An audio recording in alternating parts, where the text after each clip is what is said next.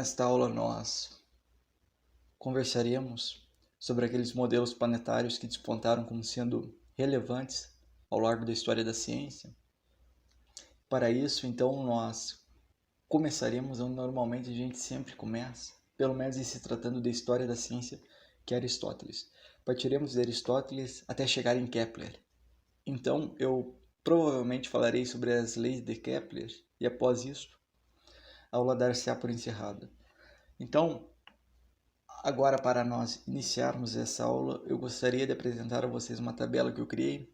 Nessa tabela estão elencados alguns personagens da história da ciência, a data em que eles viveram aproximadamente e alguns de seus feitos esses que eu julgo relevantes para o conteúdo que aqui nós nos propomos a discutir, tá? Eu gostaria que vocês tomassem essa tabela por guia e a consultassem sempre que acharem necessário. Bom, dito isso, vamos começar em Aristóteles. O modelo de universo, o modelo cosmológico de Aristóteles é extremamente importante, porque este modelo reinou soberano por aproximadamente 2 milênios, 2.000 anos. Este modelo será idealizado lá pelo século IV a.C., lá pelo século II depois de Cristo, ele será aprimorado por um sujeito chamado Ptolomeu. Entretanto, este aprimoramento não ferirá a essência do modelo aristotélico, e então este modelo será idealizado no século IV e atravessará séculos, até chegar lá pelo século XVIII depois de Cristo, quando ele vai ser desbancado. Então, este modelo sobreviveu aproximadamente 2.000 anos, por isso ele é extremamente importante. Aristóteles, para formular a sua teoria cosmológica, vamos pôr nestes termos, ele se valerá basicamente de duas coisas, da observação e do raciocínio lógico, tá? Ele observará a natureza com muita cuidado e dela extrairá dados. Em posse desses dados, ele raciocinará e fará tudo isso com uma competência exemplar.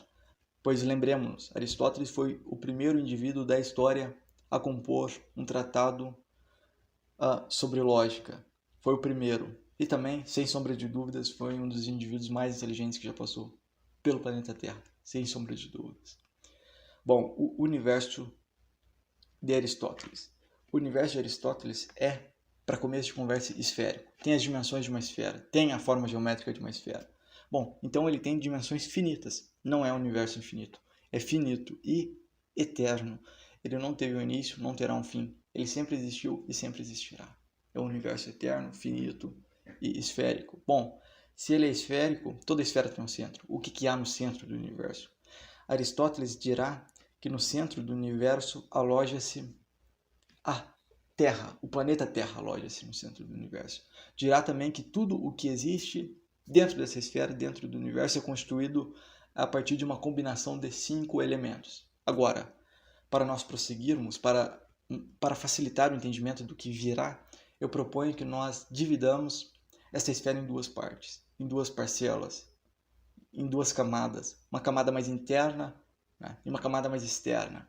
A fronteira entre essas duas camadas dar-se-á pela região da órbita lunar. Da órbita lunar para cima, nós temos a região que eu passarei a denominar de região celeste, a camada celeste. Da região da órbita lunar até a fronteira do universo. Da órbita lunar para baixo até o centro do universo, nós teremos uma região que eu chamarei de região terrestre. Aristóteles dirá que tudo que existe nessa camada mais interna, na região terrestre porque está próxima ao planeta Terra, se estende até a órbita lunar, né? Tudo que existe nessa região é composto pela combinação de 4 elementos. O elemento terra, o elemento água, o elemento ar e o elemento fogo. A terra é o mais pesado de todos. A água é o segundo mais pesado. O ar é o terceiro mais pesado. E o fogo é o mais leve de todos. Aristóteles, ao observar a natureza, identificará uma regra, uma lei a regendo. E esta regra, segundo Aristóteles, dá conta de que todos, absolutamente todos os corpos, não importa a constituição deles, todos os corpos tendem a ir, a precipitar, a cair, a rumar em direção ao centro do universo. Todos eles. Não importa a constituição material desses corpos.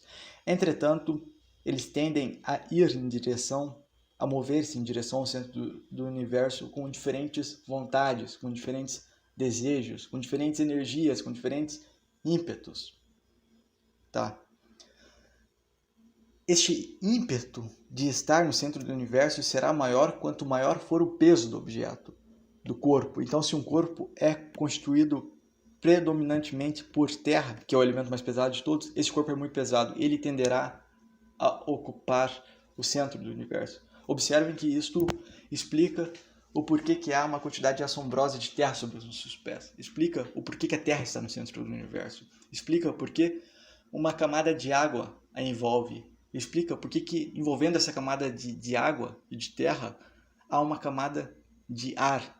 E, segundo Aristóteles, haveria também uma camada de fogo. Essas 4 camadas, a camada de terra, água, ar e fogo, se estenderiam até mais ou menos a região da órbita lunar. Da região da órbita lunar até a fronteira do universo, as coisas mudariam completamente de figura e nós já falaremos sobre as coisas lá de cima. Para concluir o que eu tinha a dizer sobre as coisas aqui do centro, tá? Eu gostaria só de deixar registrado, gostaria de anunciar a título de registro somente que, segundo Aristóteles, né, e vocês verão que lá em cima as coisas são diferentes, aqui embaixo as coisas que eram constituídas desses 4 elementos, em virtude da natureza dessa matéria elementar, as coisas aqui elas perecem, elas apodrecem, elas se transformam, elas mudam, elas carcomem, tá? Agora, as coisas lá em cima são completamente diferentes. Elas são compostas por um único tipo de substância, uma única matéria elementar, que Aristóteles vai chamar de éter, ou quintessência. O éter, ou quintessência, trata-se da mesma coisa, tá? Então, tudo lá, diferentemente diferentemente daqui, tudo lá é composto por éter. E o éter, ele não perece, ele não apodrece, ele não se corrompe, ele é sempre o mesmo. As leis físicas que regem o comportamento dos corpos na região celeste é diferente da lei que rege os corpos na região terrestre. A lei que os rege lá dará conta de que os astros estão em movimento contínuo e circular, ou seja, eles estão orbitando o planeta Terra em órbitas que perfazem uma circunferência. E os centros dessas circunferências estão fixados no centro do planeta Terra, no centro do universo. Tá? Para Aristóteles era extremamente importante que as trajetórias fossem circulares, porque ele considerava, assim como Pitágoras, a circunferência um objeto geométrico perfeito, assim como a esfera também. Por isso que o universo é esférico, tá? Pois bem, então o modelo planetário de Aristóteles tem a Terra no centro do universo, estática, parada, absolutamente parada no centro do universo. Portanto, é um modelo geocêntrico e orbitando a Terra estão os demais astros, em órbitas circulares, tá? Quais astros? A Lua, o Sol e os demais planetas conhecidos na época.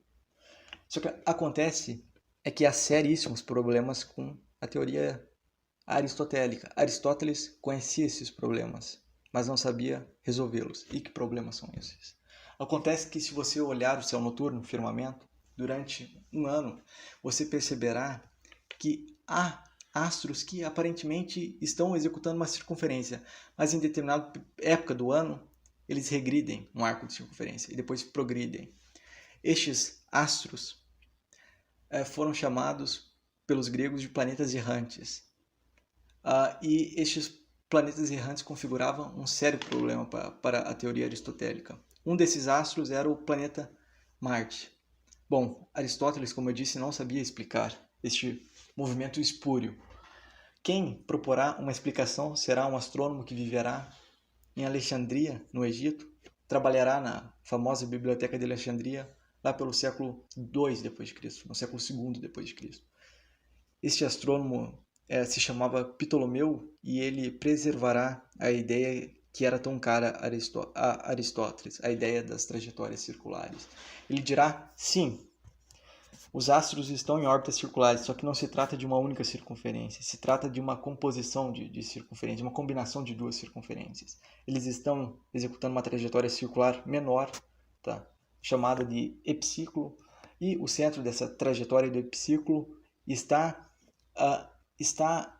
executando uma outra trajetória circular maior que a trajetória do deferente. E o centro dessa outra trajetória maior, dessa outra circunferência, não está agora mais, por razões matemáticas, não está mais agora no centro do universo, não está mais centrada no planeta Terra, e sim nas cercanias do planeta Terra. Há uma defasagem agora. Ele constatou isso através de observações. Ok? Vocês já devem ter percebido que a teoria ptolomaica é extremamente complexa. É muito sofisticada, mas muito complexa. Muitíssimo complexa. E acontece que todos nós, como que instintivamente, intuitivamente, nós sabemos que a natureza é essencialmente simples. Ela dispensa esse nível de complexidade. Na filosofia, isso até tem um nome. Se chama princípio epistemológico da navalha de Ockham. Ou seja, se você tem duas explicações para um determinado fenômeno, provavelmente a correta é aquela que é mais simples, aquela que exige um número mínimo de premissas. Então, tá legal. Ptolomeu reformulou a teoria planetária de Aristóteles, deu sobrevida a ela, né? Mas é difícil de crer que a natureza é complexa a esse nível. E lá pelo século XIV, XV, agora, um frade polonês chamado Nicolau Copérnico ressuscitará o heliocentrismo e proporá um novo modelo planetário. Então, Copérnico se valerá da concepção heliocêntrica de mundo para compor o seu sistema planetário. Ou seja, no sistema planetário de Copérnico, no centro do universo, aloja-se agora o Sol. E a Terra é jogada para escanteio, passa a ser apenas mais um dos astros que orbitam o Sol. O sistema é heliocêntrico e geodinâmico. Lembremos-nos, no sistema anterior, o sistema era geocêntrico. A Terra estava no centro do universo e o Sol girava ao redor dela. É um sistema geocêntrico e heliodinâmico. Agora as coisas são invertidas. Tá? Então o Sol, juntamente com os outros astros, circulará a Terra, o Sol, aliás, mas não circulará de qualquer modo. Haverá ainda a existência daqueles epiciclos. Na verdade, em certa medida, o modelo de Copérnico se assemelha muito com o sistema de Ptolomeu. Haverá ainda epiciclos e estes epiciclos mover-se-ão numa circunferência maior, parecida com aquela circunferência do deferente, mas agora o centro dessa circunferência maior do deferente não estará fixado num lugar, tá? Não estará estático num lugar, estará movendo-se também num círculo.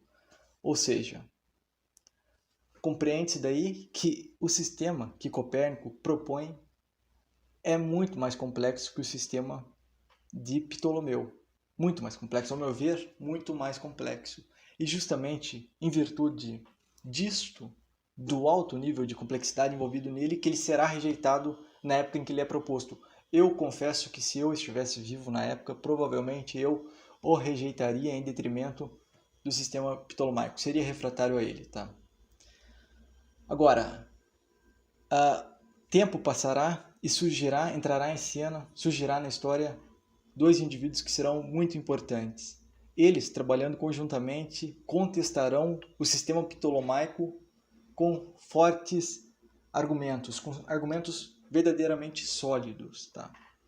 Bom, o primeiro desses indivíduos que eu gostaria de citar aqui é Tycho Brahe. E Tycho Brahe é uma figura espetacular, tá? Interessantíssimo. Conta-se que esse indivíduo, né, que foi o primeiro astrônomo real da Dinamarca, conta-se que ele não tinha um nariz. Ele não tinha um nariz. Exumaram o corpo dele e perceberam isso. E ele usava, no lugar do seu nariz, uma prótese de chumbo. Ele colocava uma prótese de chumbo no lugar do órgão que lhe faltava. E conta-se, né, isso provavelmente é uma anedota, mas conta-se que ele perdera o seu nariz num duelo com um de seus estudantes. E este duelo teria sido instigado por uma contenda entre o Tycho Brahe e um de seus estudantes, um de seus alunos, após uma discussão sobre quem que era o melhor matemático. E ele acabou perdendo o nariz. Tá? Então, Tycho Brahe além de ser esse personagem curioso, né, ele foi muito competente, mas muito competente mesmo. Ele era muito capaz no que fazia e, na minha opinião, é o astrônomo mais importante da era pré-telescópica da ciência. Na época, telescópios ainda não existiam e eles observavam o firmamento a olho nu. Tá? E eu reitero aqui, Tycho Brahe foi muito capaz no que fazia. Então ele olhava para o céu à noite e dali extraía dados em fartura. Colecionava esses dados, os colocava em planilhas, né? E, inclusive, ele chegou a formular um sistema planetário que não ficou muito conhecido, um sistema híbrido, que eu acho fantástico, porque ele disse, né, nessa sua hipótese, o seguinte: todos os astros, com exceção da Terra, orbitam o Sol. Todos eles orbitam o Sol, mas o Sol orbita a Terra. Esse sistema é conhecido como um sistema híbrido. Ele não é nem heliocêntrico, nem geocêntrico. Eu achei uma sacada fantástica do Tycho Brahe propor esse sistema, né? Ele não queria colocar a Terra para escanteio, mas ele achava bastante problemático também o sistema de Ptolomeu, né? E ele não queria colocar a Terra para escanteio, muito provavelmente em virtude de razões, em virtude de razões de ordem filosófica, teológica, tá? Bom, o segundo personagem que entra em cena agora, né, daqueles personagens importantes que há pouco eu mencionei, é Johannes Kepler, um matemático e astrônomo alemão que, em determinada altura de sua vida, travará contato com Tycho Brahe e se apossará dessas planilhas numéricas que Tycho Brahe colecionara. Ele, munido desses dados, né, analisando esses dados, identificará 4 leis. Ele identificará 4 leis e explicará o movimento dos corpos no sistema solar. Bom, 4 leis. Com o passar do tempo, nós descobrimos que uma dessas leis estava errada. As outras 3 resistem até hoje e nós as estudamos no ensino médio. Tá? Bom, a primeira lei de Kepler, né, explicará que sim, a Terra gira ao redor do Sol, mas não gira em órbita circular. E é tudo muito simples, na verdade. Acontece que a Terra gira ao redor do Sol numa órbita que é constituída de uma elipse. Tá? Uma elipse é, a grosso modo, falando de maneira bastante simples, uma espécie de círculo achatado. Eu deixarei um material de apoio para vocês melhor se interarem sobre o que é uma elipse. A segunda lei que ele identificará, né, na natureza é a lei das áreas, chamada lei das áreas. E essa lei dirá, bom, se você ligar um segmento de reta que emana do Sol e chega até um determinado astro, por exemplo, o planeta Terra, esse segmento de reta, né, como a Terra está se movendo ao redor do Sol, esse segmento de reta varrerá uma determinada área.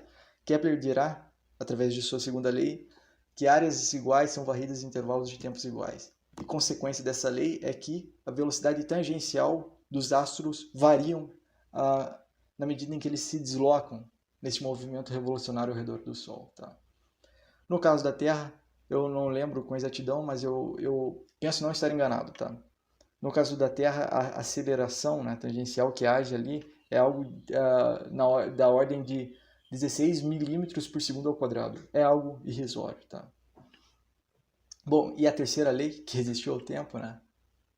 Ela diz que o tempo que um astro demora para revolucionar o Sol é proporcional à distância média, o raio médio que este astro está do Sol. Então, quanto mais distante o astro encontra-se do Sol, maior será o período de revolução deste astro. Então, por exemplo, pegue um planeta que está mais distante do Sol do que a Terra.